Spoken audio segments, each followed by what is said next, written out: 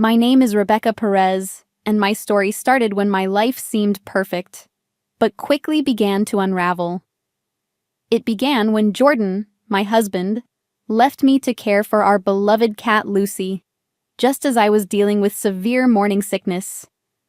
Our daughter, Charlotte, was on her way, and I thought those were supposed to be some of the happiest days of my life.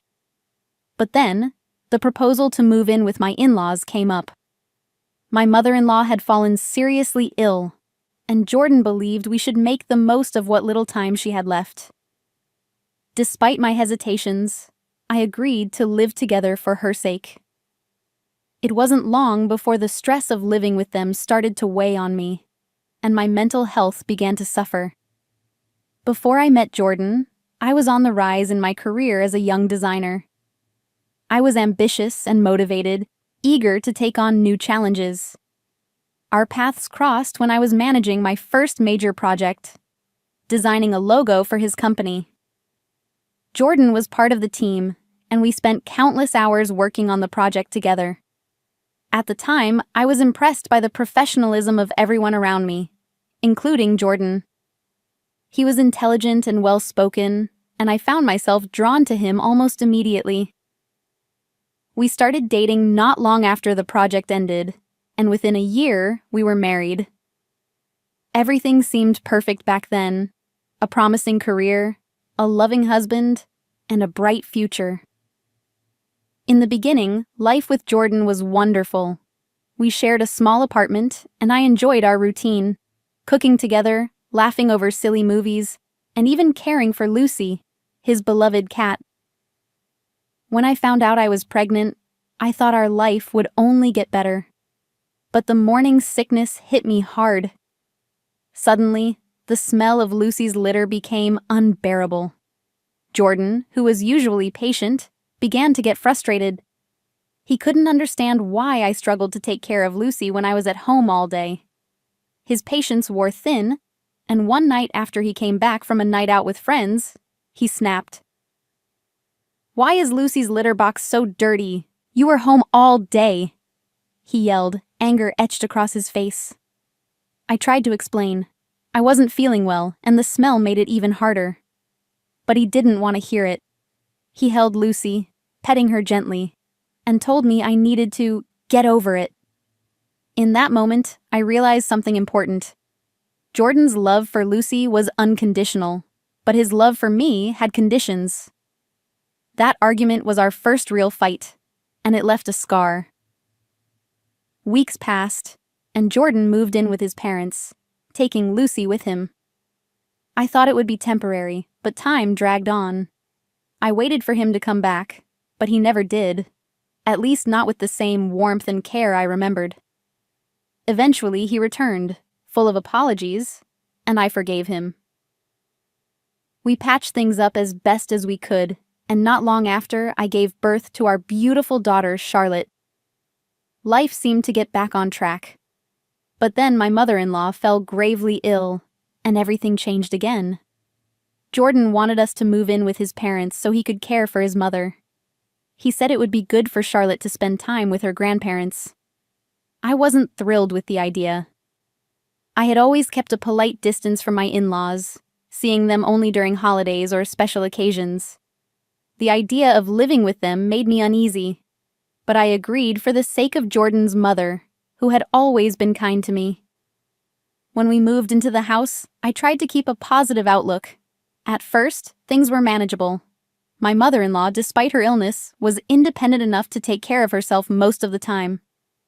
But my father-in-law was a different story. He had a habit of barking out orders, expecting me to drop whatever I was doing to cater to his needs. Jordan, too, started to act differently. Around his parents, he reverted to a version of himself that I hardly recognized. Childish, irresponsible, and dismissive of my feelings. The worst part was that Jordan's priorities seemed to shift. He spent most of his time taking care of Lucy or entertaining his parents, leaving me alone to care for Charlotte. When I asked him for help, he'd wave me off, saying he was busy with family. It hurt to see him so devoted to everyone but me and our daughter. I began to feel more like a caretaker than a partner, an outsider in my own home. One night, things came to a head. Jordan and his father had been drinking, reminiscing about old times when they found a will that Jordan's mother had left behind. The will was simple. It expressed her gratitude towards me for all the care I had provided and mentioned that there wasn't much in terms of inheritance.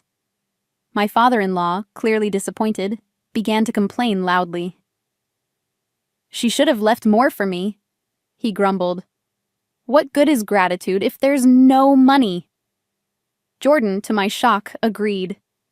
"Yeah, if there's no money, what's the point of all this?" Their words cut through me like a knife. Was that why they wanted me here? To wait for an inheritance that didn't exist? I confronted Jordan, my voice trembling with disbelief. "Is that why we moved in? For money?" Jordan, drunk and unguarded, confessed, "Yes. It was easier this way. We didn't have to pay rent, and we got to save more." I felt my heart break at that moment. The love and trust I had once felt for Jordan shattered. I realized that the man I had married no longer existed. He had been replaced by someone I could barely recognize, someone who saw me as a convenience rather than a partner. The next morning, while Jordan and his father slept off their hangover, I packed my things. I took Charlotte and left the house without a word. I wasn't sure where I was going, but I knew I couldn't stay there any longer. I needed to protect myself and my daughter from the toxicity that had taken over our lives. Jordan called me later that day, his voice filled with confusion and anger. "What is this? Where did you go?" he demanded. I remained calm. "I'm done, Jordan. I can't live like this anymore. You should speak to your father about the bank accounts if you're confused." Before his mother passed away, she had given me control over their finances, trusting me to handle things responsibly. Jordan had no idea that the debts his father had accumulated had drained whatever savings they had left. "What do you mean?" Jordan asked, his voice growing desperate. I sighed. "Your mother entrusted me with everything. She knew what was happening, and she wanted me to be free from all of it. I'm filing for divorce, Jordan. I've already spoken to a lawyer." There was silence on the other end of the line. Finally, Jordan spoke, his voice cracking. "I'm sorry, Rebecca. I made mistakes. I've been unfaithful." His confession didn't surprise me. I had suspected it for a long time, but hearing him admit it out loud brought a sense of closure. "Thank you for telling me," I replied. "But it's too late for apologies. I deserve better, and so does Charlotte."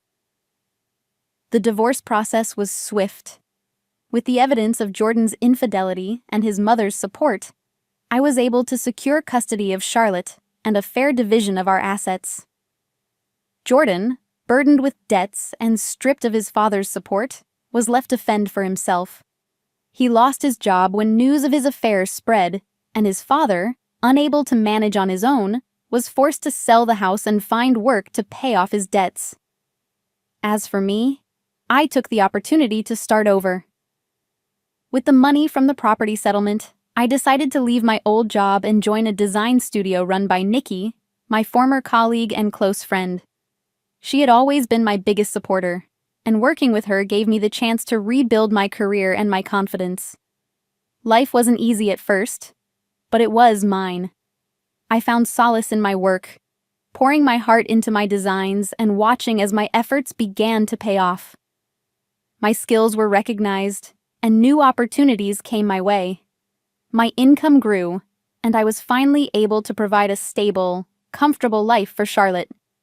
She, too, was thriving, full of curiosity and creativity, just like her mother. She loved fashion and had a bold sense of style that never failed to make me smile. One day, Charlotte asked me about her father. "Mom, why doesn't Dad come to see us?" she asked, her big brown eyes filled with curiosity but not sadness. I knelt down beside her, brushing a strand of hair from her face. "Your dad loves you, sweetheart, but sometimes adults make mistakes. He needs time to figure things out. But if you ever want to see him, I'll make it happen. Charlotte nodded thoughtfully. I'm okay, Mom. I just wanted to know. Her resilience amazed me. Despite everything, she was happy, and that was all that mattered to me. We had each other, and that was enough. As time went on, I found myself thinking less and less about Jordan. The anger and resentment I once felt had faded, replaced by a sense of peace. I had done what I needed to do, for myself, for Charlotte, and for the life we both deserved. I had gained my freedom, just as my mother-in-law had wished for me.